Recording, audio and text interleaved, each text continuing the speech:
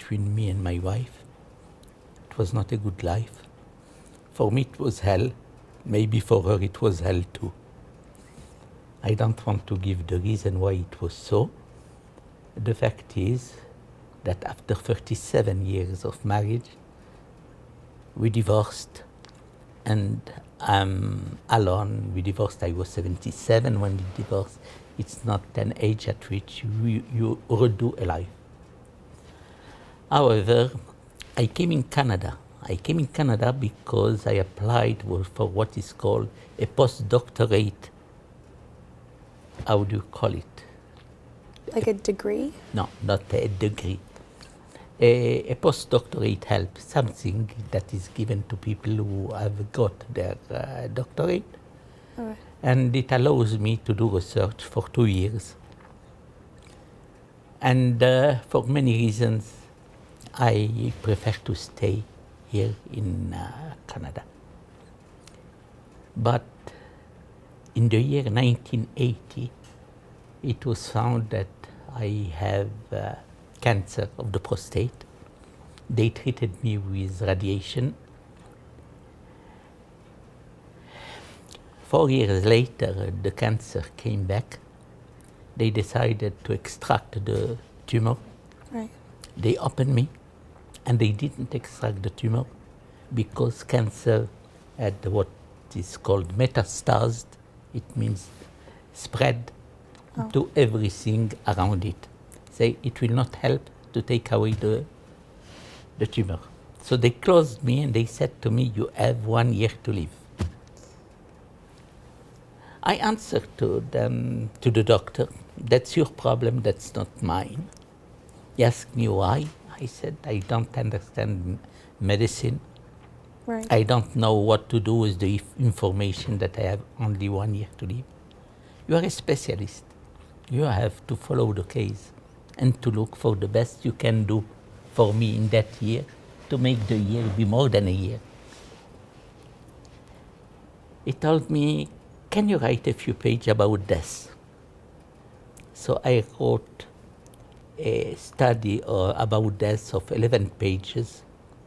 And then I had to decide what I will do with that year that remained to me. And there were a lot of things I would have been pleased to have done, to travel here and there. But I thought nothing of that will remain after my death. It will not matter if I have traveled or not. So I decided to write a feminist book. The idea came to me still more because the neighbors, there were fundamentalist Christians neighbors, they came to me and said that if I don't adopt Jesus in my heart, I'm bound to go straight to hell. I told them that I cannot accept that they have so much authority on Jesus and on God, and they will decide that I will have to go to hell. Leave them a bit of freedom. Leave them to decide something. There is no, it is impossible, it has to be like that. So first I wrote a story about Jesus. I have it online, I can send it to anyone interested. And then I wanted to answer in more detail to them. But if I write something theological, it will be boring. So I decided to write a novel. That novel is a drama. It is not a comic novel, because if I want to be listened to, I must not make a farce or jokes about religion. So it is a drama. And I finished it fast, because I was told I have only 1 year, and I didn't know of that year how much I would be in shape, capable of writing, and how long I will have to be in bed, reading in bed. How long is fast? Say 3 months. A novel in 3 months? Yeah. That's amazing. But then I was strongly driven. I had a Right. time limit, and I didn't know the time limit.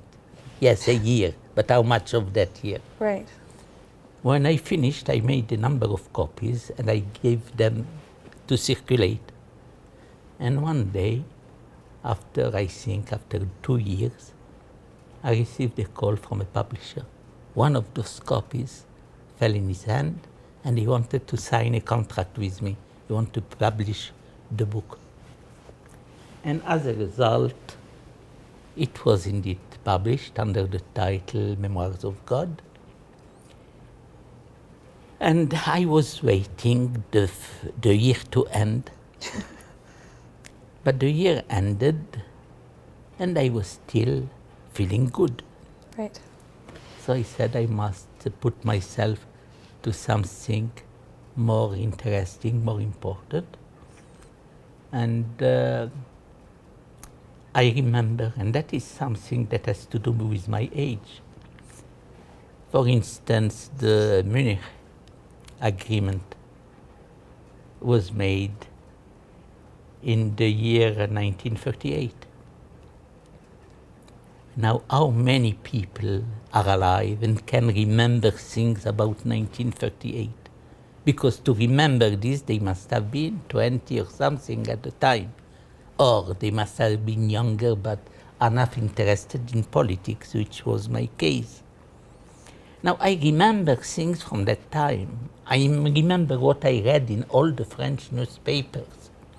And everything I have been taught in school, and then I read in books published, went against what I knew by myself had occurred. So I said I will try to put this in clear. For 8 years, I went to look at all the archives in England especially, in France, in Germany, in Italy, in Austria, even in Czechoslovakia. And I said to myself, if I cannot prove what I have in mind, I will publish nothing. There are already 400 books on the subject that I knew of. We don't need 401 more. And I read all the 400 books. But I found the absolute proof that what I was thinking is right. I had one fear, to be influenced by my own prejudices. Right. And that is a real threat. So I took 2 decisions. The first decision was that every time I will hit upon a document, upon a book, upon anything of historic value, everything I hit upon something like that supports my point of view, I will consider it suspicious.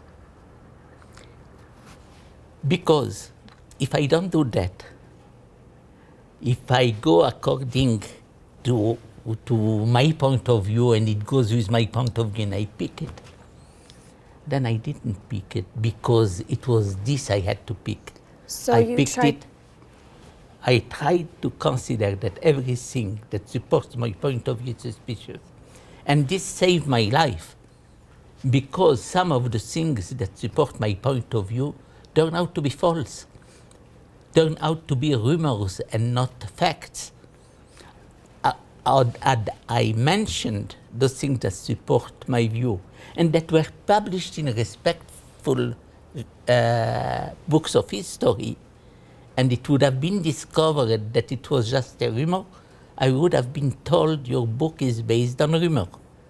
Right. But by being suspicious of what is on my side, I made sure that I will not bring on my side something that is wrong.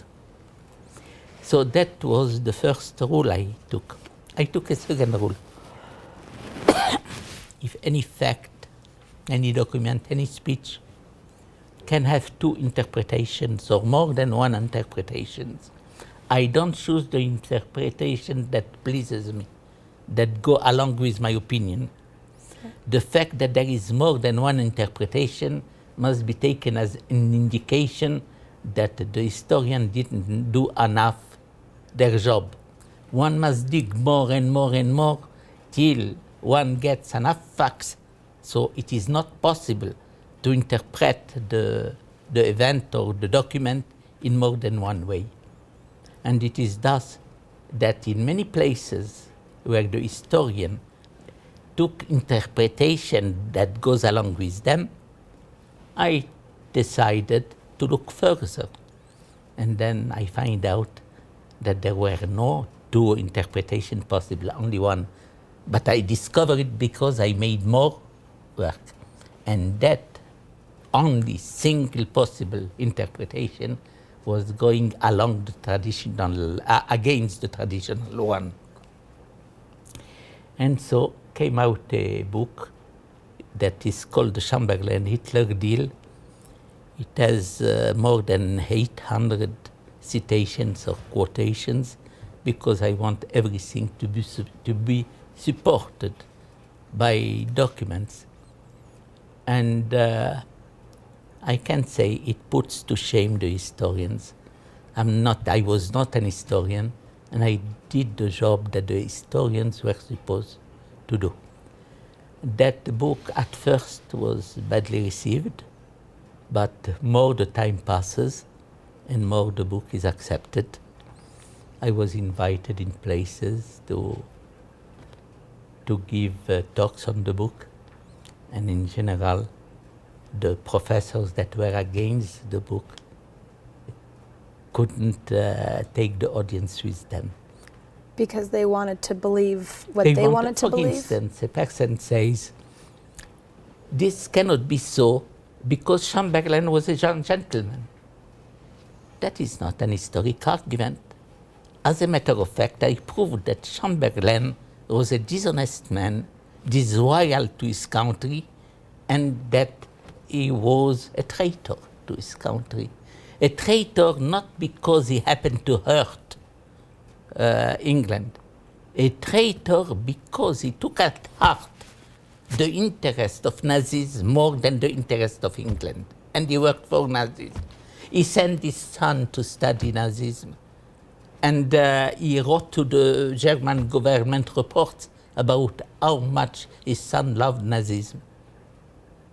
He told to his ambassador, for the first time, the new ambassador, when he will be in Berlin, to say something in his speech, and he said it.